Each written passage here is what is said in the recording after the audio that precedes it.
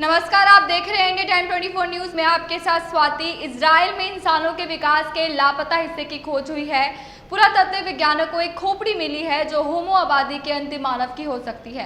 पुरातत्व विज्ञानों के एक अंतर्राष्ट्रीय समूह ने मनुष्य के विकास की कहानी के एक लापता हिस्से की खोज की है। इजराइल के नेशेर रामला में खुदाई में एक खोपड़ी मिली है जो संभवतः एक अलग होमो आबादी की अंतिम बचे मानव का उदाहरण हो सकती है। ये आबादी करीब 4,20,000 से 1,20,000 साल पहले के इजराइल में रहती थी।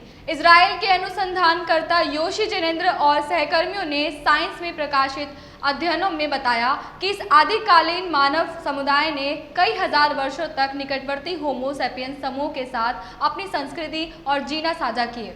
खोपड़ी के पीछे के हिस्सों समेत अन्य टुकड़ों लगभग एक पूरे जबड़े के विश्लेषण से पता चलता है कि जिस व्यक्ति का अवशेष है वो पूरी तरह होमो सैपियंस नहीं था। ये अवशेष 1,40,000 से 1,20,000 वर्ष पुराने हैं। ना ही ये होमो वंश के विलुप्त सदस्य निएंडरथाल मानव के थे, ऐसा माना जाता है। उस समय इस क्षेत्र में इस तरह का मानव रहता था। इसके बजाय ये व्यक्ति होमो के एक विशिष्ट समुदाय का लगता है जिसकी पहचान विज्ञान ने पहले कभी नहीं की। कई अन्य जीवाश्म मानव खोपड़ियों से विस्तार पूर्वक तुलना करने पर अनुसंधानकर्ताओं ने पाया कि खोपड़ी के पीछे की हड्डी पुरातन कालीन विशेषताओं वाली है जो शुरुआती और बाद के होमो सैपियंस से अलग है। यह हड्डी निएंडरथाल और शुरुआती होमो सैपियंस में पाई हड्डियों के मुकाबले थोड़ी मोटी है। इसका जबड़ा भी पुरातकालीन विशेषताओं वाला है, लेकिन ये निएंडरथाल में पाए जाने वाले जबड़ों जैसा है। हड्डियां आदिकालीन और निएंडरथाल का विशिष्ट मिश्रण दिखाती है। लेखकों ने संकेत दिया कि इजराइल के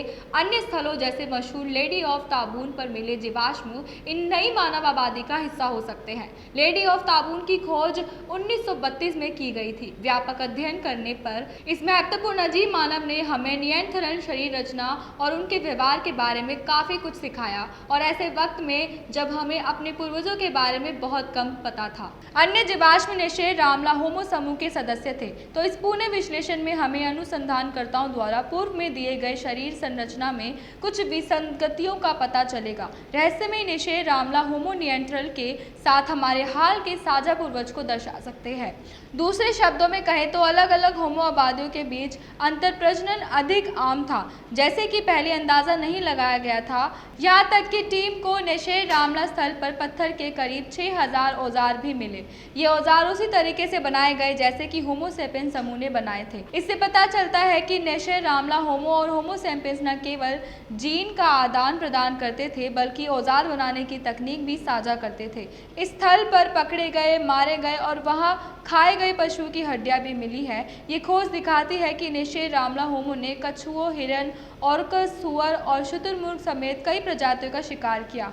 साथ ही वो अपना खाना पकाने के लिए आग जलाते थे, जो जीवाश्म के जितने ही वर्षों पुरानी कैंपफायर की खोज से पता चलता है। निश्चित तौर पर नेशेर रामला होमो कैंपफायर जलाने और आग बनाने के लिए न केवल लकड़ियां इकट्ठा करते थे बल्कि आग को नियंत्रित भी करते थे, जैसा कि आज के लोग करते हैं। अभी कई सवालों का जवाब मिलना बाकी है, जैसे अलग अलग होमो समूह एक दूसरे से कैसे बातचीत करते थे।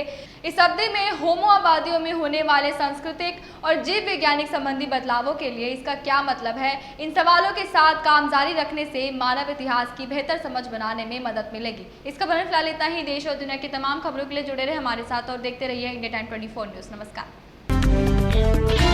खबरों से खबरदार रहने के लिए चैनल को सब्सक्राइब करें और प्रेस करें बेल आइकन।